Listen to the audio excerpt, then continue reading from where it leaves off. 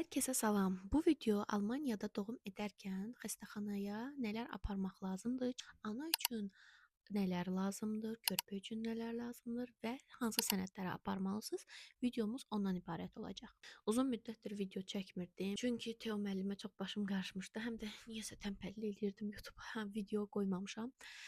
Bundan sonra fikirləşirəm ki, daha sıx-sıx videolar eləyim və məlumatlandırıcı, geniş videolarla izahınıza gəlim. Mən özüm Almaniyada doğum edərkən çox burada tək olduğum üçün yoldaşım və mən heç bir Azərbaycanda da belə bir təcrübəm olmadığı üçün və ətrafımda ümumiyyətlə uşaq olmadığı üçün var idi, düzdür, bacımın uşağı var idi, amma uzun müddət üstündən keçib və mən heç nə bilmirdim. Almaniyada isə ümumiyyətlə məlumatım olmadı və bu mənə çox çətinlik yaratdı və bilirəm ki, burada mənim kimi çox Azərbaycan xanımları və yaxud da türk izləyicilərimiz də var. Hər birinə salam olsun. Onlar da məni izləyir və burada nələr yığmaq lazımdırsa çantaya, o barədə məlumat verəcəm. Bildiyimiz kimi Azərbaycandan fərqlidir. Mən 2 cür video ilə qarşınızda olacağam. Bu video çantanıza nələr yığmaq lazımdırsa, o barədə olacaq. Gələn videolarımın birində isə xəstəxanada şərait necədir və mənim doğumum necə keçibsə, o barədə məlumat verəcəm. Məni Instagramdan və TikTokdan izləyənlər bilir ki, mənim doğum hekayəm Almaniyada çox pis keçib. Çox pis təcrübələrim olub. O təcrübələrimi əslində sizlə bölüşəcəm.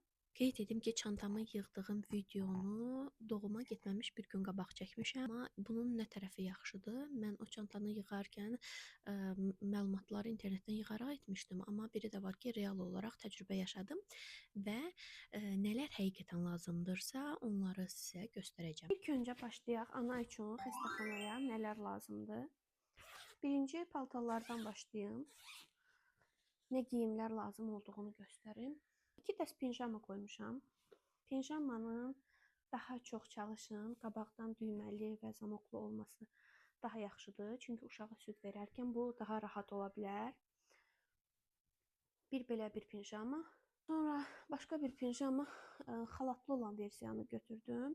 Bu da süd verərkən rahat ola bilər və həmçinin hamamdan çıxanda da istifadə etməyiniz üçün rahat olacaq. Bir də bunun altdan geyinməyi olan pijamanın dəstidir. Daha sonra 3 dənə çorab götürdüm hər ehtimal. Birini qalın götürmüşəm, birdən soyuq olar deyə.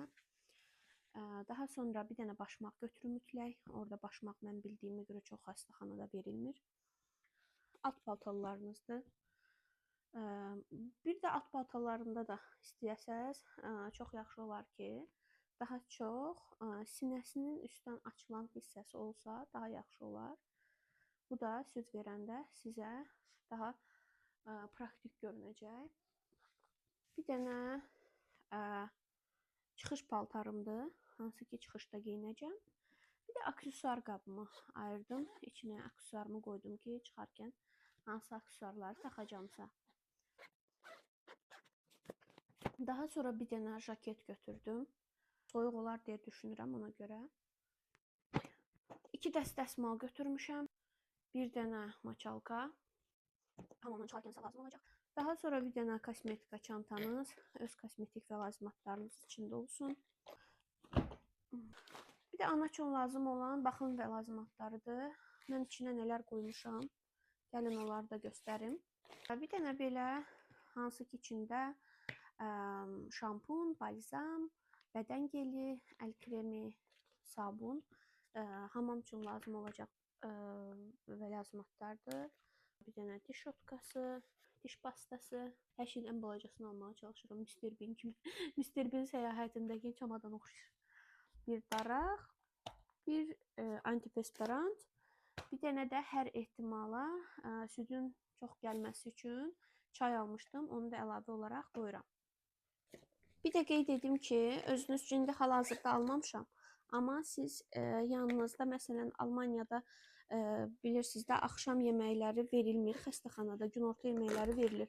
Axşamlar bunlarda abed-buğot deyən bir şey var. Hansı ki, kalbasa, pendir, çörək verirlər. Bir Azərbaycanlı olaraq biz buna doymadığımız üçün gərək özünüzlə biraz abur-cubur nəsə götürəsiniz. Naushnikinizdir, adapterinizdir, belə şeyləri unutmayın götürməyi. Saç feni götürürəm, hansı ki xəstəxanadan çıxanda mənə lazım olacaq. İndi isə keçək uşaq üçün nələr lazımdır. Uşaq üçün hər ehtimala bir dənə adyal götürdüm. Bir də xəstəxanada, Almaniyada uşaq üçün hansı ki bir 3 gün orada qalacaqsınız, o 3 gün ərzində paş-paltarlarını verirlər. Ona görə siz ancaq xəstəxana çıxışı paltarlarını alsaz, götürsəz özünüzlə kifayətdir. Bir dənə hər ehtimalla əmziyi götürdüm. Bir dənə astronot deyirlər buna. Xəstəxanadan çıxanda bunu geyinəcək. Papaq götürmüşəm qalın. Sizə çəksin deyə bilərlər ki, məsələn neçə kilodur. Məndə 4 kilo deyiblər.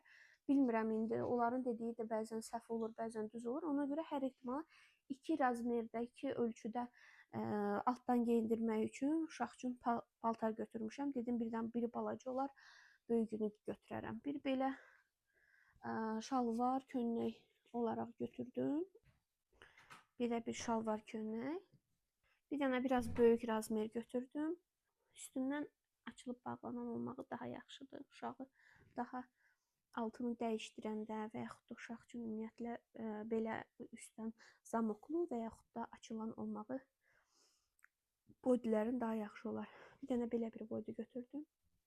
İndi isə üst geyimidir, hansı ki dəst şəklindədir bu. 2 dənə papuşu, bir dənə corab, bir cütdə əlcək. 2 dənə ağız dəsmalı götürmüşəm. Xəstəxanadan evə gələrkən nəsə qusar, nəsə olar deyə bir dənə də ağız dəsmalı götürdüm. Qalan məsələn əşyaları, hansı ki uşağın pampersidir, prisipkadır, belə bir şeylər xəstəxanada qaldığı müddətdə Almaniyada hər bir şeyin verirlər. Amma əgər siz məni Azərbaycandan izləyirsinizsə, siz onları əlavə olaraq özünüz üstünə götürə bilərsiniz. Çünki mən bilirəm Azərbaycanda bunlarla təmin olunmur. Mən hansı əşyalar yığmışam, onlar ki xəstəxanada ya verilmir, ya da istəmirəm onların verdiyini istifadə etmək. Onları götürdüm. Bir də uşaq üçün belə bir puset götürdük, hansı ki xəstəxanadan çıxanda maşına qoyub rahat şəkildə gətirmək üçün. Sonda isə hansı sənədlər lazımdır, onları deyəcəm. Bunun üçün 5 dənə sənəd lazımdır. Birinci olaraq sizin kimliklərinizdir. İkinci mutabas. Üçüncü sənəd olaraq nikahınızın tərcümə təsdiqi. Xəstəxananın sizə verdiyi kağızlar, hansı ki siz müayinəyə gedib qeydiyyata düşmüşdünüz. Həmən yerdən sizə kağızlar verirlər. Həmən kağızları götürürsünüz və nəhayət sığortanız. Məni YouTube'dan və TikTok'dan da izləməyi unutmayın. Qısa videolar və məlumatlandırıcı postlarla Almaniyada yaşam, səyahətlərim, analıq bu mövzular barədə videolarımı paylaşıram. Gələn videolara qədər hələlik.